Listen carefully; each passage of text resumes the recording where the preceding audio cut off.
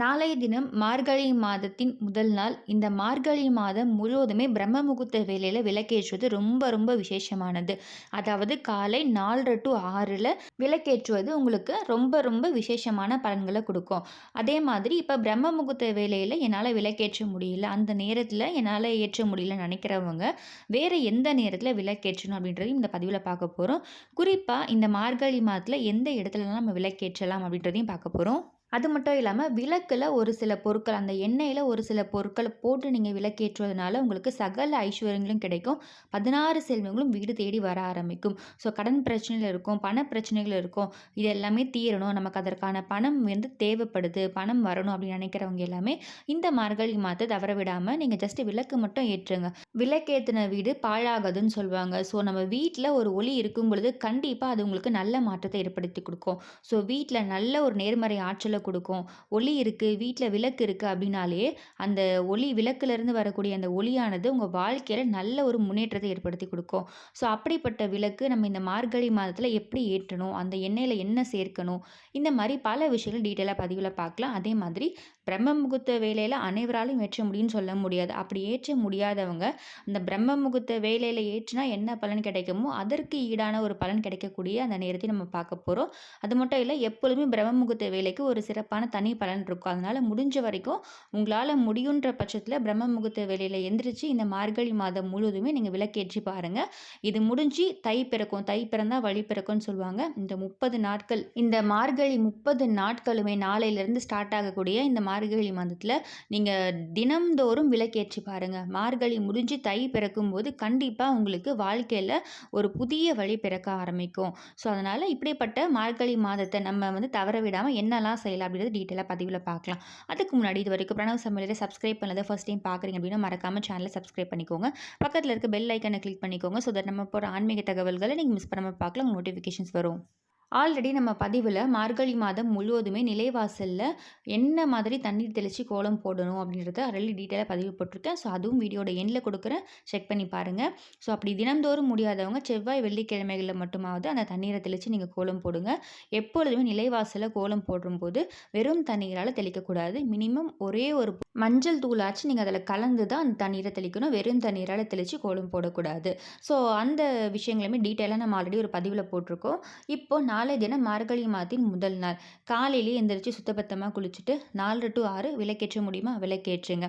அப்படி முடியலையா என்ன பண்ணலாம் அப்படின்னு பார்த்தீங்கன்னா, அடுத்து 6 to 7 இந்த வேலையை தவற விடாதீங்க. சூரிய உதயமாகக்கூடிய அந்த வேலை, அதை நீங்கள் கண்டிப்பாக தவற விடாமல் விளக்கேற்றலாம். ஸோ அடுத்து இப்போ நீங்கள் விளக்கேற்றும் பொழுது விளக்கில் அந்த எண்ணெயில் ஒரு சில பொருட்கள் போடணும். அது மட்டும் இல்லை, கண்டிப்பாக நிலைவாசலில் விளக்கேற்றுங்க. வாசல் இருக்குது பார்த்தீங்களா, அதில் 2 தீபம் ஏற்றுங்க. வலது இடதுன்னு சொல்லிட்டு 2 பக்கமே ஒரு தீபம் வச்சு 2 தீபம் கண்டிப்பாக நிலைவாசலை ஏற்றுங்க. நிலைவாசலை ஏற்றிட்டு அதுக்கப்புறமா வீட்டுக்குள்ளே வந்து விளக்கேற்றுங்க. பூஜை அறையில் விளக்கேற்றுங்க. ஸோ இப்படி நீங்கள் மார்கழி மாதத்தில் நல்லா தண்ணீர் தெளித்து கோலம் போட்டு விளக்கேற்றி இந்த மாதிரி 30 நாளும் தொடர்ந்து செய்து பாருங்கள். அந்த 30 நாள் முடிகிறதுக்குள்ளேயே உங்கள் வாழ்க்கையில் நல்ல மாற்றம் ஏற்பட தொடங்க ஆரம்பிக்கும். மாட விளக்கு இருக்குன்னா மாட விளக்கில் ஏற்றலாம். மாட விளக்கு இல்லாத பட்சத்தில் நீங்கள் ஒரு சின்ன தட்டு வச்சு அந்த தட்டில் அந்த விளக்கு வச்சு ஏற்றுங்க.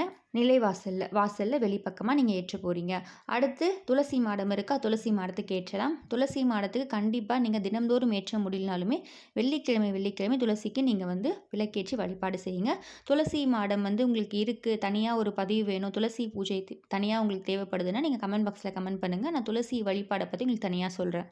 இந்த பிரம்ம முகூர்த்த வேலைக்குன்னு சொல்லிட்டு ஒரு சிறப்பான பலன் இருக்குது. நம்ம வந்து நிறைய பேர் பிரம்ம முகூர்த்த வேலையை தவற விட்டுடுறோம். ஸோ அப்படி வந்து தவற விடுறவங்க நீங்கள் வந்து கண்டிப்பாக அந்த அடுத்த 6 to 7 அந்த நேரத்தை தவற விட்டுறாதீங்க.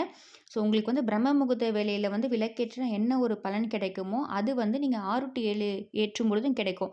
ஆனால் உங்களுக்கு பிரம்ம முகூர்த்த வேலையில் ஏற்றும் பொழுது இன்னும் அதீத பலன் உங்களுக்கு கிடைக்க ஆரம்பிக்கும். அந்த டைமில் வந்து சயின்டிஃபிக்காகவுமே நிறைய ப்ரூஃப்க்கு வந்து நமக்கு கொடுத்துருக்காங்க.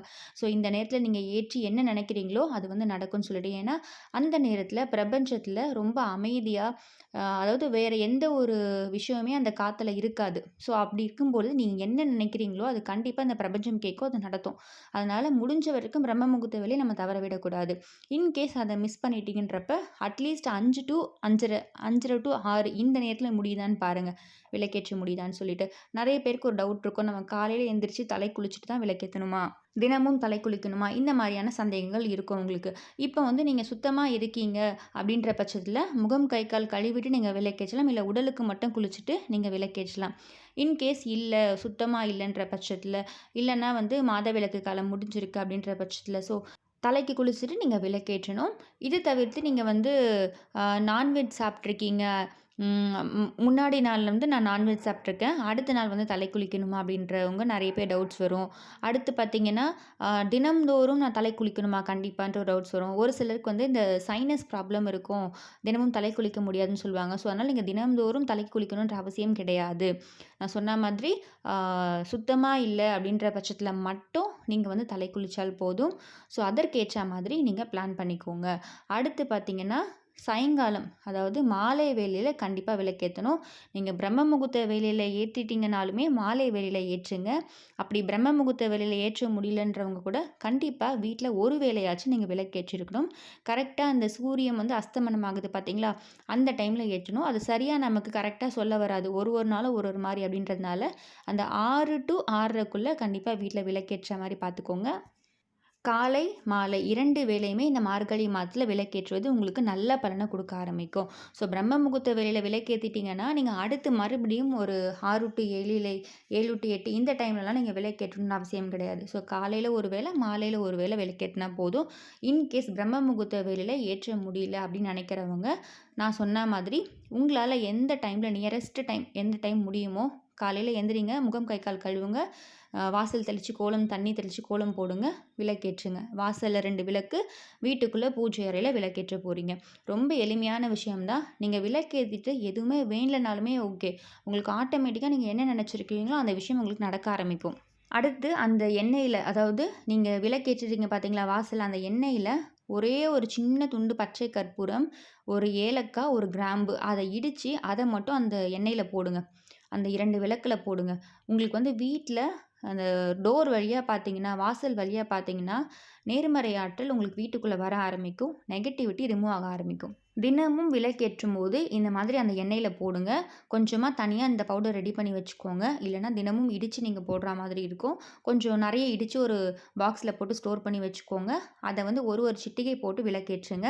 மகாலட்சுமி தாயார் அருள் உங்களுக்கு பரிபூரணமா கிடைக்க ஆரம்பிக்கும். 16 செல்வங்களும் வீட்ல சேர தொடங்க ஆரம்பிக்கும். இந்த எண்ணெயில இந்த பொருள போட்டு நீங்க ஏற்றும் பொழுது.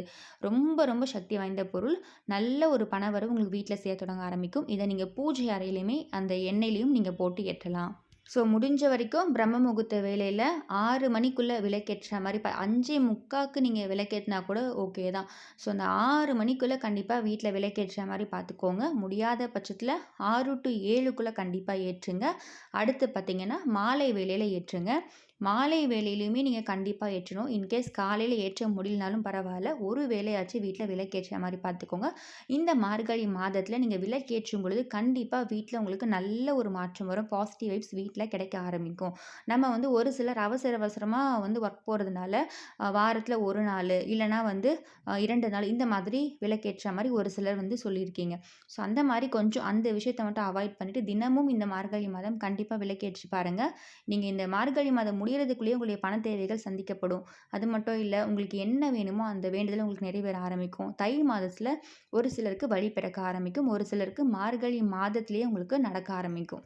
ஒரு 1/2 மணி நேரம் வீட்ல விளக்கு எரிஞ்சாலே போதும். ரொம்ப 1 மணி நேரம், 2 மணி நேரம்லாம் எரியணுன்ற அவசியம் கிடையாது. காலையில 1/2 an hour, evening 1/2 an hour விளக்கு எரியுதா? ஓகே. நீங்க அடுத்தடுத்த வேலைகள பார்க்க ஆரம்பிச்சுக்கலாம். இந்த ஒரு விஷயத்த கண்டிப்பா நீங்க செய்து பாருங்க. உங்க வாழ்க்கையில நல்ல முன்னேற்றம் ஏற்படும். அடுத்து நம்ம பிரம்ம முகூர்த்த வேளையில எப்படி பூஜை செய்றது? தொடர்ந்து என்னலாம் செய்தா உங்களுக்கு பிரம்ம முகூர்த்த பூஜையில உங்களுக்கு வந்து இன்னும் சீக்கிரமா பலன் கிடைக்கும். இன்னும் வேண்டுதல் சீக்கிரமா நடக்கும்ன்றத அடுத்தடுத்த பதிவுகள்ல பார்க்கலாம். அதுக்கு முன்னாடி இதுவரைக்கும் பிரணவ சமையல சப்ஸ்கிரைப் பண்ணாத ஃபர்ஸ்ட் டைம் பார்க்குறீங்க அப்படின்னா மறக்காம சேனல சப்ஸ்கிரைப் பண்ணிக்கோங்க. பக்கத்துல இருக்க பெல் ஐக்கன கிளிக் பண்ணிக்கோங்க. தட் நம்ம போடுற ஆன்மீக தகவல்கள் நீங்க மிஸ் பண்ணாம பார்க்கலாம். நோட்டிஃபிகேஷன்ஸ் வரும். இந்த பதிவு பிடிச்சிருக்கு. இந்த பதிவுல ஏதாவது சந்தேகம் இருக்குன்னா கண்டிப்பா கமெண்ட் பாக்ஸ்ல கமெண்ட் பண்ணுங்க. இந்த பதிவு பிடிச்சிருக்குன்னா மறக்காம சேனலை சப்ஸ்கிரைப் பண்ணிக்கோ. மீண்டும் இன்னொரு நல்ல பதிவில் உங்களை சந்திக்கிறேன். நன்றி.